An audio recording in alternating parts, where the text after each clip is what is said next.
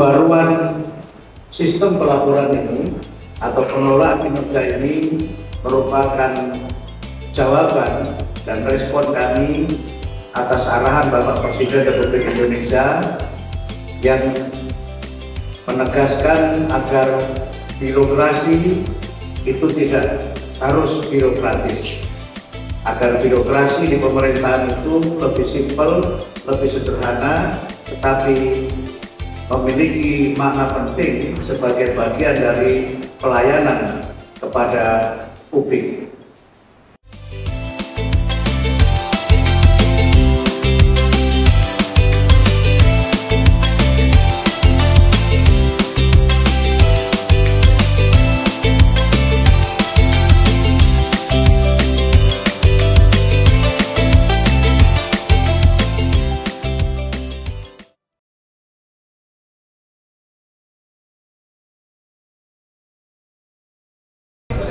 Ya, baik, terima kasih. Jadi yang dimaksud Pak Menteri tadi, penghitungan bobot kinerja guru itu tetap 24 jam sebagaimana amanat undang-undang, namun tidak semua 24 jam itu harus diselesaikan melalui tatap muka.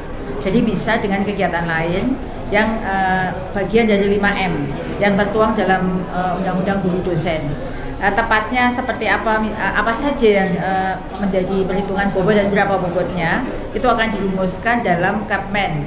Jadi sebenarnya sebelumnya sudah ada keputusan menteri yang baru, kita sedang sempurnakan untuk keputusan menteri ini agar nanti bisa menjadi rujukan dan lain sebagainya. Terima kasih.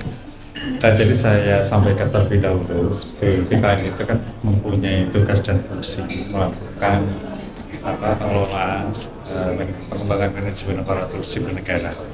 Salah satunya adalah kinerja ASN dan itu termasuk guru. Ya. Jadi saya sampaikan di awal, sebetulnya di akhir tahun 2023 kami di BKN dengan Kemendikbud itu sudah membangun atau melakukan kerjasama menerbitkan SE bersama untuk penilaian kinerja bagi guru dan kepala sekolah. Kemudian dalam beberapa kali pertemuan ternyata perlu juga dilakukan penilaian kinerja, pengelolaan kinerja itu bagi pengawas sekolah, sehingga sekarang menjadi satu tambahan lagi. Nah, yang perlu kita perhatikan bahwa sistem untuk melakukan pengelolaan kinerja itu hanya satu, makanya datanya itu kita alirkan. Kita memang membangun e-kinerja untuk semua penilaian kinerja aparatur sipil negara, tetapi khusus bagi guru yang saya sampaikan di awal, memang kita perlu membuat sistem tersendiri, ya, karena pertama memang jumlah ASN itu sebagian besar adalah guru. Yang kedua, kita juga ingin mengurangi yang disampaikan oleh Pak Menteri tadi, beban guru yang berkaitan dengan administrasi. Jadi guru lebih fokus kepada tugas utamanya melakukan atau mengajar kepada sekolah-sekolah, siswa-siswa, dan itu tidak dibebani oleh beberapa hal yang sifatnya administratif, justru waktunya habis untuk hal-hal yang tidak terlalu menjadi tugas pokok utama guru. Pak Menteri sampaikan administrasi itu tetap penting, nggak mungkin kita tinggal ke administrasi, tapi itu jangan sampai membebani guru. Maka sistem kita desain, makanya yang sifatnya upload dan sebagainya itu ya kita kurangi. Bahkan kalau misalnya itu tidak perlu ya tidak kita lakukan. Yang penting kita ingin bahwasannya sesuai arahan Pak Menteri di beberapa kesempatan guru harus fokus kepada tugas utamanya yaitu mengajar. Silakan. Mungkin saya tambahkan yang berubah ya Mbak ya. Jadi kalau sebelumnya itu berbasis poin. Jadi poin masuk ke guru, Kemendikbud dan Kemendikdasmen dan seterusnya masuk itu harus memenuhi 32 poin. Setelah itu baru dia bisa masuk ke pengelolaan kinerja. Sekarang enggak. Begitu masuk dia langsung bisa melakukan perencanaan kinerja. Lalu sebelumnya itu ada dokumen akutabilitas. Ada 4 dokumen akutabilitas yang harus diunggah oleh setiap guru. Misalnya rencana pembelajarannya, kurikulum KOSP-nya dia, modul-modul yang dia buat sebagai pendukung perencanaan pembelajaran. Sekarang tidak diunggah, bukan berarti tidak buat, tetapi diverifikasi oleh kepala sekolah. Nanti kepala sekolah tidak mengunggah, tapi dia tick mark, misalnya Nunu guru sejarah SMP 1 gitu ya. Saya membuat perencanaan, kemudian membuat dokumen. Dokumennya diserahkan kepada kepala sekolah. Kepala sekolah melihat dokumennya ada, lalu dia masuk ke akun saya sebagai penilai, lalu diverifikasi. Jadi dia memverifikasi dokumen yang saya ada. Jadi kepala sekolah bertanggung jawab terhadap guru tersebut apakah sudah membuat dokumen. Kalau sebelumnya kan guru harus mengunggah sebagai bentuk akuntabilitas, pertanggungjawaban bahwa dia memang melakukan pengelolaan kinerja. Sekarang tidak. Itu yang kedua. Perubahan yang ketiga, kalau dulu setiap semester melakukan perencanaan, sekarang setahun sekali. Jadi seperti itu. Jadi ini tentu yang dikeluhkan guru itu karena dia mengunggah dokumen, itu bagi yang tidak punya data, itu kan perlu waktu 24 jam. Dan dokumennya banyak sekali, sekarang tidak perlu.